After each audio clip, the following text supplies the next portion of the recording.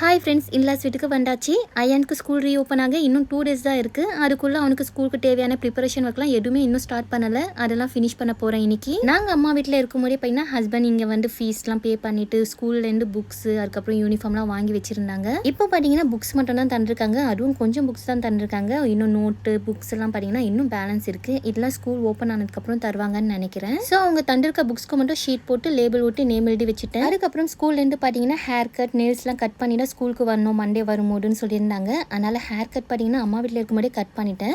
Nails மட்டும் இப்போ cut பண்ணேன். தென் அயான் ஸ்கூலுக்கு எடுத்துகிட்டு போகிறதுக்கு பேக், லஞ்ச் பேக், ஷூஸ்னு எதுவுமே இன்னும் வாங்கவே இல்லை. அதனால் பக்கத்தில் இருக்க புரசவாக்கம் சரவணா ஸ்டோர் போய் வாங்கிக்கலாம்னு சொல்லிட்டு ஆட்டோ புக் பண்ணியிருந்தேன். பசங்களுக்கு ஸ்கூலுக்கு தேவையான எல்லா ப்ராடக்ட்டும் இந்த ஒரே ஷாப்லேயே கிடைக்கிறதால நான் எப்போவுமே சரவணா ஸ்டோர் தான் ப்ரிஃபர் பண்ணுவேன். ஸ்கூலுக்கு தேவையான எல்லா ப்ராடக்ட்டும் வாங்கிட்டு வெளில வந்ததுமே கொஞ்சம் ஸ்நாக்ஸ்லாம் வாங்கி சாப்பிட்டுட்டு வீட்டுக்கு வந்தாச்சு. மதியம் லஞ்சு பார்த்தீங்கன்னா சாப்பிடவே இல்லை. அதனால் ஹஸ்பண்ட் கடைக்கு போயிட்டு ஃபுட்டு வாங்கிட்டு வந்தாங்க. இன்னைக்கு ரொம்பவே சூப்பராக போச்சு.